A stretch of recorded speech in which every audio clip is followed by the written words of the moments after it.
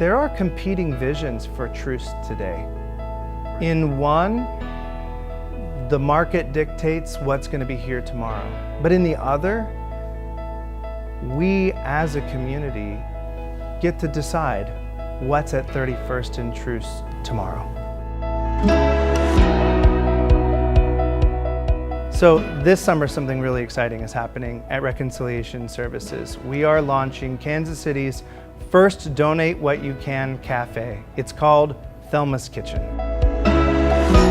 Thelma's story is the story of our community. Her life is also a testimony of how we can move forward together.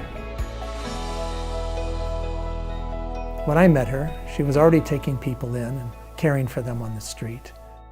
Our first month of marriage, we had 20 people living with us. She loved to care for people. She was a mother and a grandmother in the community. So we thought, well, why don't we do something a little different?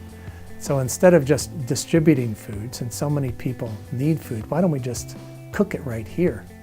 And we turned it into what was called Grace's Kitchen. My kids always talked about Thelma's fried chicken. And then she would make these corn cakes. You know, it was like really knowing how to touch people's stomach with comfort food. Thelma's Kitchen is going to bring access to people in this community for a nutritious, healthy, and most importantly, affordable meal.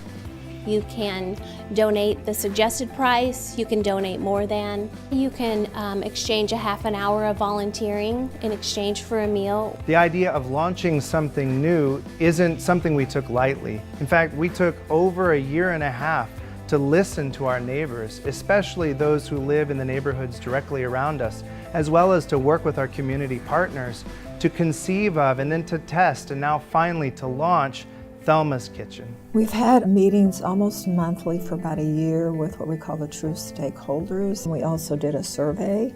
Thelma's Kitchen's the right idea, at the right place, and at the right time.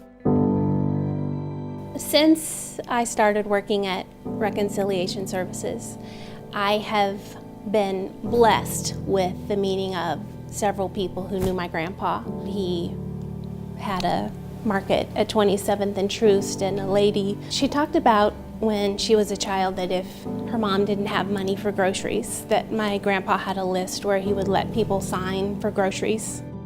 She talked about how he handed out candy canes to all the kids at Christmas, which she said for her and her life was a really big deal. It made her feel really special. So to come back and be able to meet people has been amazing. We've come to a time when so many of the people who have labored on Truce are gone now. And so the kitchen is the continuation, the building upon, the stewarding of Frank's love, the Catholic Worker House's hospitality, Grace's Kitchen openness and willingness to feed anyone and everyone. The radical love of Thelma. It's an opportunity for all of us to come together and to be a gathering place where we together shape what truce will look like for tomorrow.